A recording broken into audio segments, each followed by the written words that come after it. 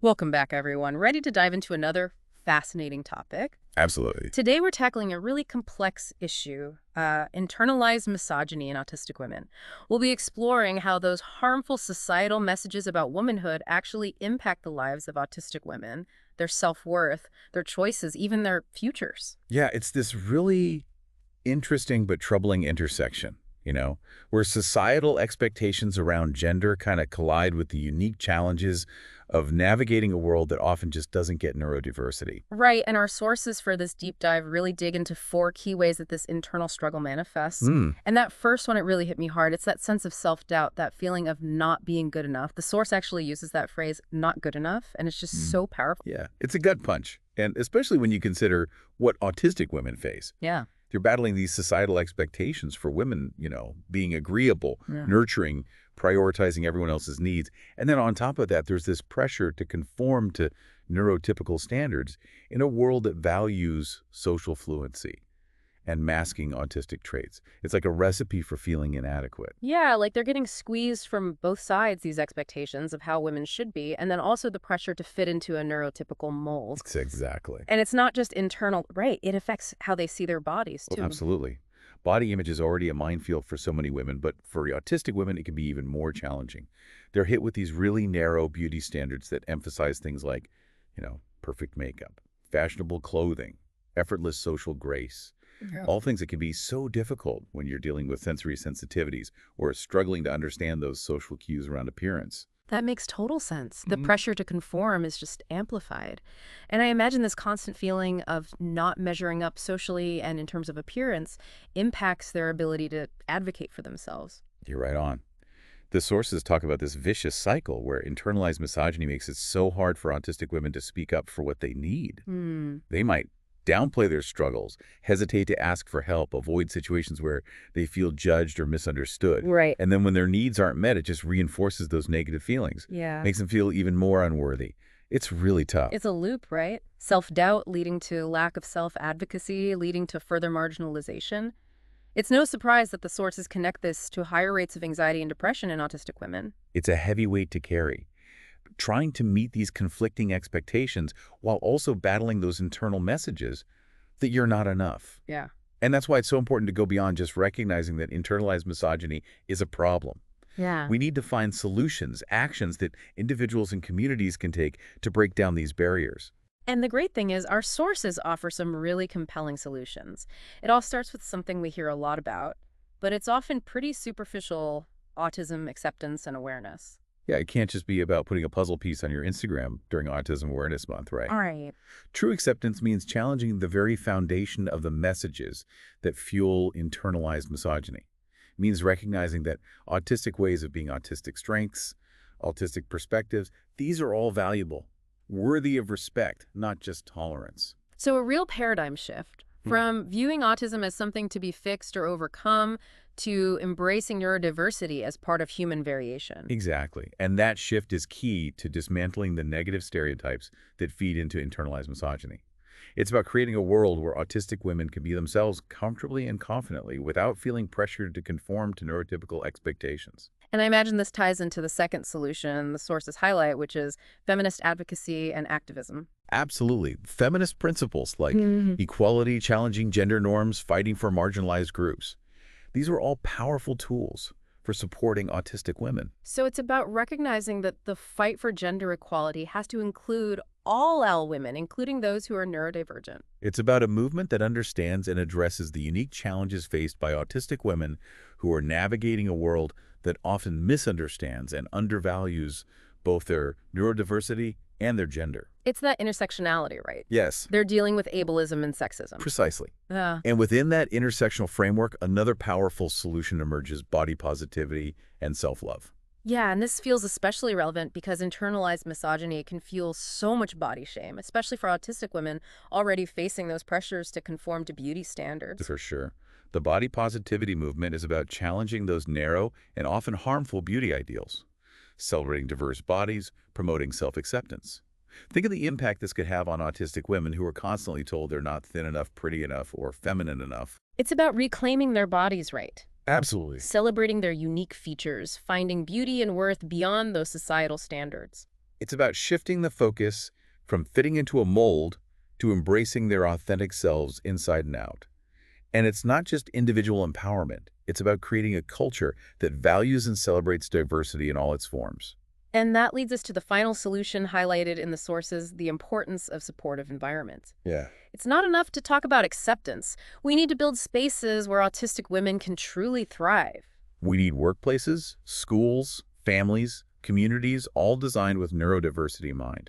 It's about accommodations, fostering understanding, creating a sense of belonging, where autistic women feel safe to be themselves. So more than just physical accessibility. It's Yes. about an emotional and social environment where they feel seen, heard, and valued. It's about shifting the burden from the individual to the collective. Instead of expecting autistic women to constantly mask or adapt, we need to create environments that adapt to their needs and celebrate their strengths. We've covered a lot of ground in this first part of our deep dive, from the realities of internalized misogyny to the hope that comes with these solutions. But before we move on, I want to just acknowledge the weight of what we're discussing here. Yeah. This is about real people's lives, daughters, sisters, friends, colleagues, all navigating this world at the intersection of neurodiversity and gender. You're so right. These are real stories, real struggles, real triumphs. It's important to hold space for both the pain and the resilience. Absolutely. We'll delve deeper into the impact of internalized misogyny on autistic women's lives in part 2 of this deep dive. For now, I want to leave you with something to think about. Okay. Knowing what you now know, how can you contribute to creating a more supportive and empowering world for autistic women? We'll be back soon to continue our exploration. So as we kind of dig deeper into this topic, one thing that really struck me while prepping for this deep dive is just how much information is out there about autism in general. Right. It's Mm. overwhelming. And it really makes you realize how much we still don't know, especially when it comes to the experiences of autistic women. Exactly. And that's why these conversations are so important. We need to bring these hidden struggles to light and look at them through this lens of internalized misogyny. And our sources dive into a whole range of challenges that autistic women face. Things like sensory sensitivities, medication interactions, even the impact of environmental toxins. It can feel like this tangled web, especially with all the societal expectations. Yeah, it is. And what's so interesting is how these challenges actually intertwine with internalized misogyny. Yeah. Take sensory sensitivities, for example. Okay. Women are often expected to, look perfect, manage their emotions, gracefully navigate social situations perfectly, all while following all these unspoken rules. Right. And for autistic women who are maybe dealing with sensory overload from things like bright lights, strong smells, or certain textures, it can be so hard to meet those expectations. Exactly. Imagine an autistic woman at a networking event. The room is bright, the music's blasting, people are talking everywhere. It's a sensory nightmare. Yeah. But she's also really aware of this expectation that women should be charming and engaging in these settings. It's a double bind. Totally. She's battling her own sensory experiences and at the same time feeling this pressure to conform to an ideal that feels impossible. Right. And this can lead to feeling inadequate, blaming yourself, and just reinforcing those internalized messages that say she's not good enough or capable enough. It's like this constant pressure to mask who you really are, which has to be exhausting. It is incredibly draining. Yeah. And as if navigating the social world wasn't tough enough, Mhm. our source material also talks about medication interactions and side effects. Yeah, that's a really important point. Historically, women's bodies haven't been studied enough in medical research. And then when you add in how autism can affect the way medications work, it gets even more complicated. Exactly. So finding effective treatments becomes even harder. And it can also make women feel dismissed or unheard by their doctors. Absolutely. Yeah. Imagine an autistic woman trying to explain her symptoms to a doctor who might not understand the nuances of autism in women. Right. She might feel like her concerns are being minimized or her experiences are being invalidated. It's another layer of that internalized misogyny, that feeling that your needs don't matter, that your voice isn't heard. Exactly.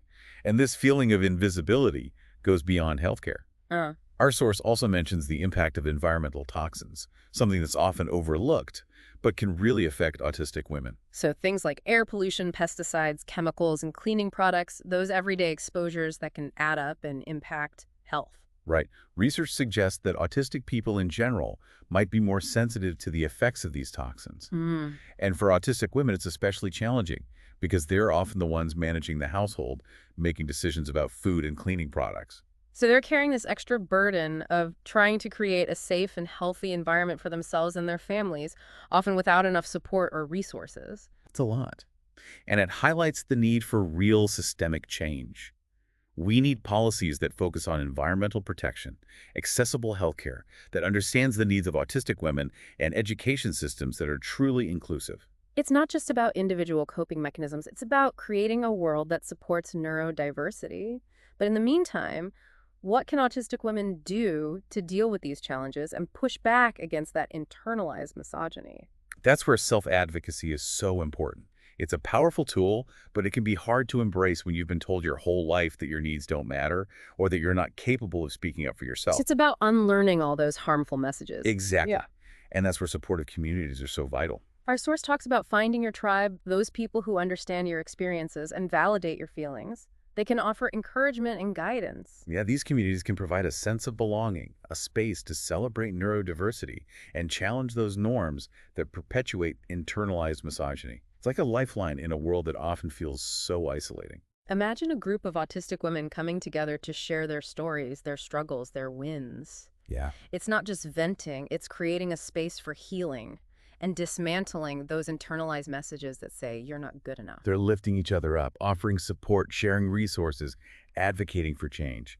It's powerful. But it can't just be about individual empowerment, right? Our source also talks about the need for broader societal change. Absolutely. We need systemic solutions to address these systemic problems. Hmm. It's not enough to just focus on self-love. We need to challenge the institutions that keep sexism and ableism going. So things like accessible healthcare, inclusive education, job opportunities that value neurodiversity, and policies that protect the environment and promote well-being for everyone. Exactly. It's not just about policies, though. It's about changing attitudes, Hmm. challenging those deep-seated beliefs about what it means to be a woman and what it means to be autistic. We need to move past the stereotypes and see the incredible diversity in the autistic community, all the strengths and perspectives that autistic women bring. We need a world where they're not just tolerated, but celebrated for who they are. And that starts with listening to them, amplifying their stories, and making spaces where they can thrive. It's about recognizing their power, their resilience, Yes. building a world where they can not only survive, but really flourish. As we head into the last part of this deep dive, I'm struck by the strength of autistic women. Despite all the challenges, they're finding ways to connect, support each other, and fight for change. It's amazing. They're creating art, starting businesses, leading movements, writing books, making films. They're defying expectations and showing what's possible. It gives me so much hope for the future. We have a lot to learn from autistic women. Their experiences, their insights can help us create a more just and compassionate world. In our final part, we'll explore the power of representation and the future of autism advocacy. Stay with us. As we wrap up this deep dive into internalized misogyny in autistic women, there's one more crucial layer we need to explore: the power of representation. That's something that really came up again and again in our research, that lack of diverse autistic voices, especially women's voices. Yeah, it feels like a huge gap in the conversation, like we're missing this big piece of the puzzle. And it's no surprise that so many autistic women feel invisible, like their experiences just aren't reflected in the broader discussions about autism. And it's not just about quantity either, right? It's about quality too. We need to see autistic women represented in all their complexity, Yeah. not just reduced to stereotypes or, those inspiration porn narratives. Exactly. We need stories that show their whole lives, their strengths, their challenges, their passions, their humanity. Because when you see yourself reflected in the world, it's so validating. It's like finally seeing yourself in the mirror and realizing you're not alone. Right. Your experiences are real and they matter. And that validation can really help chip away at those internalized beliefs that tell you you're not good enough, not worthy. So how do we change this narrative? How do we make more space for authentic autistic voices, especially those of women? Well, it starts with amplifying those voices, supporting autistic creators, sharing their work, making sure they have platforms to tell their stories. And we need to challenge the gatekeepers too, right? The people who control media and publishing and funding. We need more diversity in storytelling. Absolutely. And we need to create environments where autistic women feel safe to share their experiences without being judged or censored. It's about building community, a sense of belonging, recognizing that we all benefit when we uplift the voices of those who have been marginalized. This whole deep dive has really shown how important it is to have a more intersectional approach to autism advocacy, one that recognizes the unique challenges autistic women face at the intersection of ableism and misogyny. We need to go beyond just acknowledging that internalized misogyny exists. We need to actually dismantle the systems that keep it going. We need to challenge those deep-seated societal norms that tell women they're only valuable for their looks or their ability to fit in. And create a world where autistic women are valued for their neurodiversity, for their unique ways of seeing. A world where they can just be themselves without having to mask or hide who they are. This deep dive has been challenging and inspiring. It's forced us to face some hard truths, but it's also given me hope that we can build a better future for autistic women, a future where they feel seen, heard, and empowered. And the work doesn't stop here, right? This is an ongoing conversation. We're always learning, unlearning, and working together to build a more just and equitable world. So keep asking questions, keep challenging those assumptions, keep listening to autistic voices, especially women's voices. Because when we lift up those voices, when we center their experiences, we create change that benefits us all. Thanks for joining us for this deep dive into internalized misogyny in autistic women. We hope it's given you some new insights and inspired you to keep learning about this important topic. Remember, change starts with each of us. Let's create a world where autistic women can thrive.